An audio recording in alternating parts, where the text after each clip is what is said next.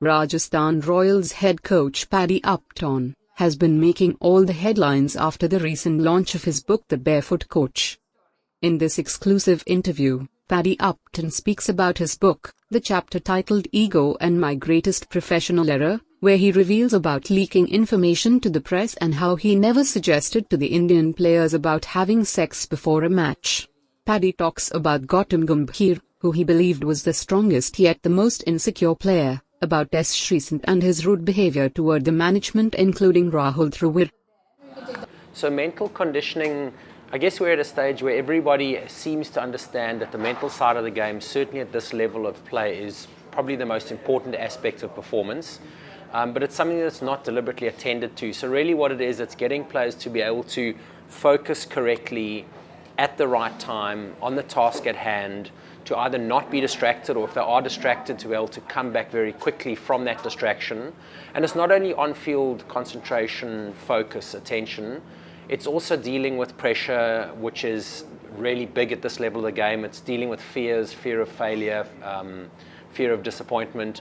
So all of the aspects that go towards helping a player to be mentally be able to deliver the performance, that all of them are physically able to deliver, and generally it's almost always the mind that prevents players delivering at the level that they're able to. So in terms of my greatest professional error, I certainly believe, and I've learned from personal experience, that when a coach or someone in a leadership position acts out of ego, which means to serve their own agenda rather than serving the people they're meant to serve, that's where we are least effective. And during my tenure with the Indian cricket team, there was a whole lot of documentation that I had presented and given to the players. It was about 18 months into Gary KIRSTEN and my tenure with the team. Things were going really, really well. Everyone was applauding Gary KIRSTEN for the amazing work that was being done, but I wasn't getting any attention. And although I knew it didn't really matter, my job wasn't to get attention, it wasn't to get praise, but at a moment of weakness where I was seeking to get some praise or recognition for the work I was doing, I leaked a document to somebody in the press, hoping they'd write a really nice article, which they did. But as happens, parts of it were taken out of context, and it was misquoted, saying that Gary KIRSTEN proposes that the Indian team should be having sex before performance, which is absolutely not the case at all. It was completely taken out of context. And it was also attributed to Gary KIRSTEN, where it was really my document and I was the person that leaked that document. And the repercussion of that was I ended up really hurting Gary KIRSTEN, causing damage to his reputation as a cricket coach, as a really grounded, values-based and principles-based person, someone who's deeply religious. So I really offended someone who I'd known a long time, spent a lot of time working to support and build up. And that was done through my personal error, came from a place of ego. And the reason I share it in the book is I really do believe that as people, we all do make mistakes.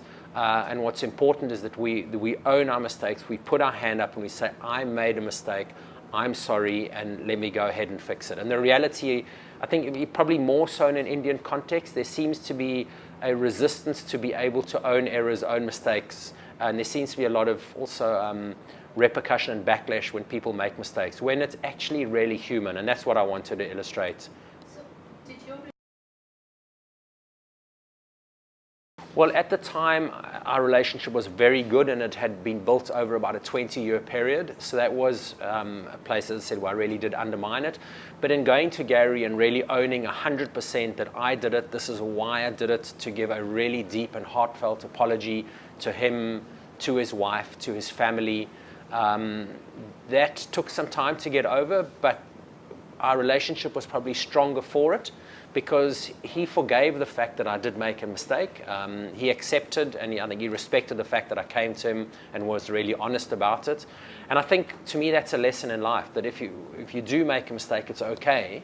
And cricketers make mistakes all the time. Just to be able to own it fully, and also own the solution to it fully and propose a solution. And mistakes well managed actually builds trust. Mistakes badly managed undermines trust and leaves it undermined for a long time. So for me, if I talk about the players who I would choose in my team to perform under the highest pressure, the big moments, very clearly MS Dhoni is one of the best in the game. VIRAT Kohli recently, in recent years, has proved to be one of the best in the world. I would say Gautam Gambhir was one person I trust under the highest pressure moments. VVS Laxman was another one of those, and Rahul Dravid. So those would, and I might have missed one, but probably those players are the guys that I would really pick in my team to perform under the highest pressure situations.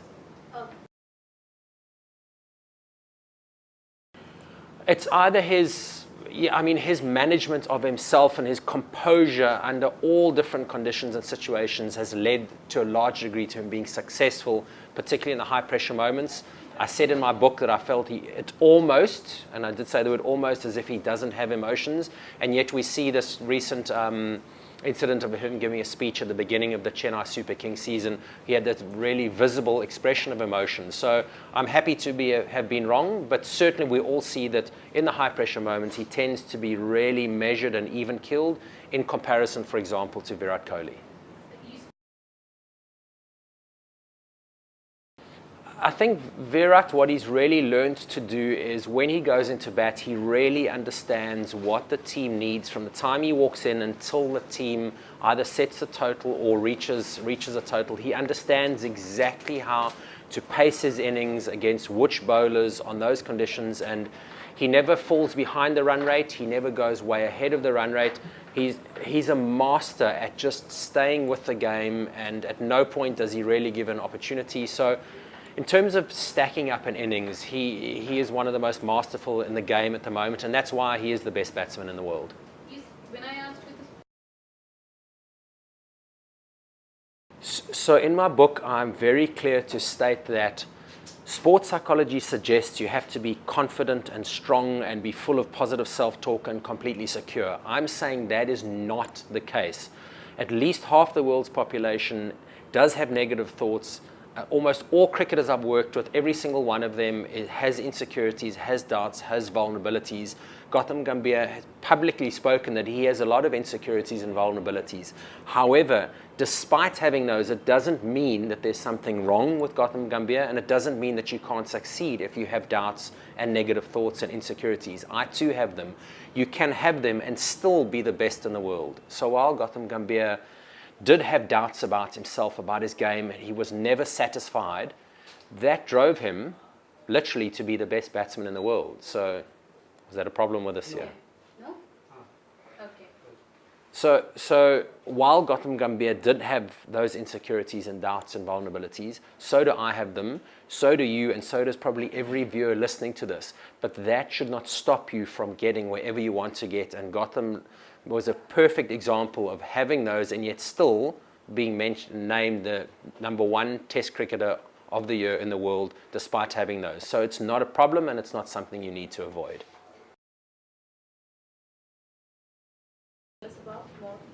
I've written what I've written in my book, and S.Sreesanth is entirely entitled to his views on the matter.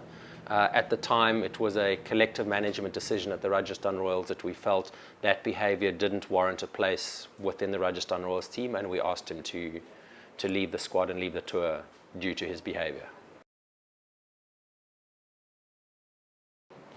The last piece of behaviour that got us to release S.Sreesanth from the team was certainly not the first. It was a long line of behaviours, and each time we did speak to him and we did look to work with him like we would with anybody else. And it was only in hindsight, once the news broke that he was arrested for match fixing, did we think, well, that may be an explanation for his behaviour. But certainly at the time we had no inkling that there was anything deeper than just what seemed to be an upset individual within a squad. It would be ethically not right to write something that is not already out there and in the public domain. To share somebody's personal views that they've shared with me, I've never done that, and I will never do that. I've been in this field for 15 years now. What someone tells me in confidence stays in confidence. Anything that I've shared in the book has already been shared publicly, so I break no confidentiality whatsoever. If people say the book is great, it doesn't mean it's great. If people pull things out of context and look to criticize it, half the world is pessimistic and will look to criticize. There's a lot of haters out there.